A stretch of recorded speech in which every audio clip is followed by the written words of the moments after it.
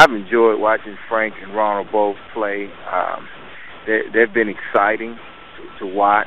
I think the one thing that's missing from them is the camaraderie that Rick and myself had, is because we grew up around each other for a long time, and I think you could feel that on the court, that we were always on the same page and we knew each other's game so well, and we really knew that we needed one another to reach our goals.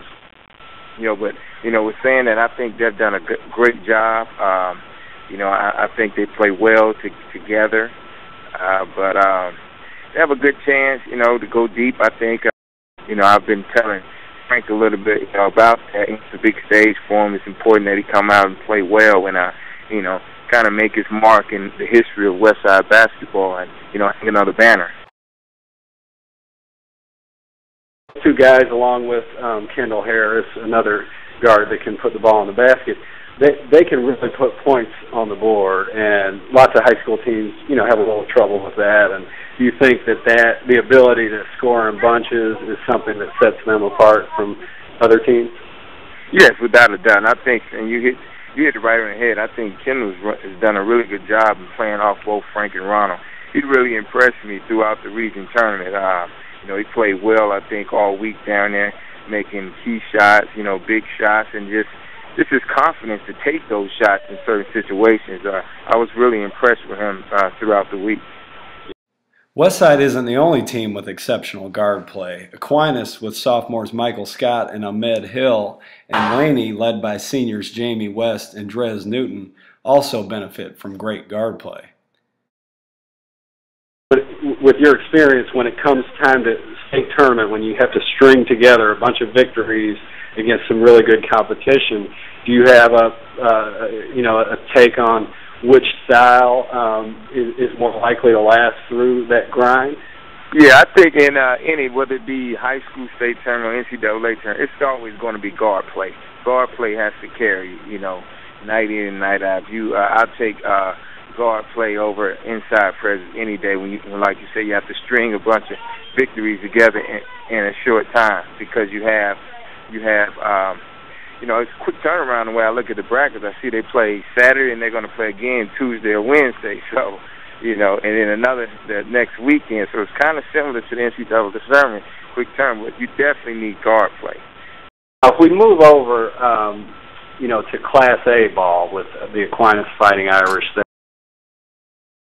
I don't know how much you've gotten to see them this season, and if not much, I kind of assume that you've gotten a look at Michael Scott and Ahmed Hill and some of the players on their team.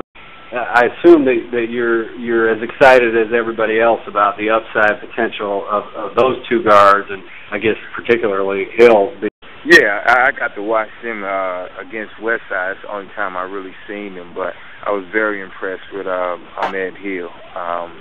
He is athletic. He has all the tools to be a great scorer. I think anytime he's on the floor, and I kind of gave Frank Booker the crown of being the best player in the area, and I forgot about Ahmed when I said that. But because I've seen Frank more obviously, but when I saw that game, I said to myself, whenever Ahmed Hill's on the floor, most of the time he's going to be the best player on the court. He really has the tools to really score the basketball, and I don't think Ahmed knows how good he is right now. Yeah. And him and Mike Scott in the backcourt, they're a tough backcourt. If they could, get another inside presence or something, they're going to be a tough team. No doubt. And yeah, that's a testament to kind of the work that the guys are doing around town here. That you speak highly of Frank, and then it's like, oh, I forgot about. Yeah, Augusta basketball is definitely back. And I'm glad to see it being back. Even with your squad with Matt and Austin, we have guys all over the place now that can really play. And I think even with my era, we had pieces on every team. Had the stars. Rick, myself, and Montego, but this group right here is the deepest I've seen in a while. It's really some guys that can put it in the basket.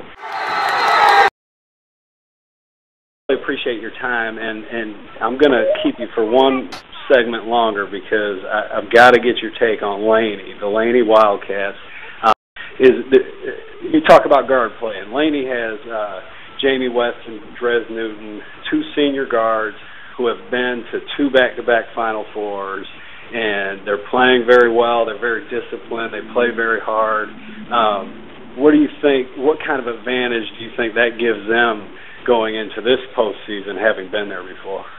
I think, first of all, Laney is well coached. I think Jerry Hunter and Buck Harris do a tremendous job, and I really think that those coaches feed off and get motivated on people doubting them. When they lost Rod, and Coco, everybody's like, all right, they're gonna have to rebuild, but they've done an amazing job and getting right back to where they were last year. And I think they can shock some people. The one thing you had last year, I think some of the guys may have deferred, because they depended a lot on Rod or Coco, but now I think they're doing it, as a team, Yes.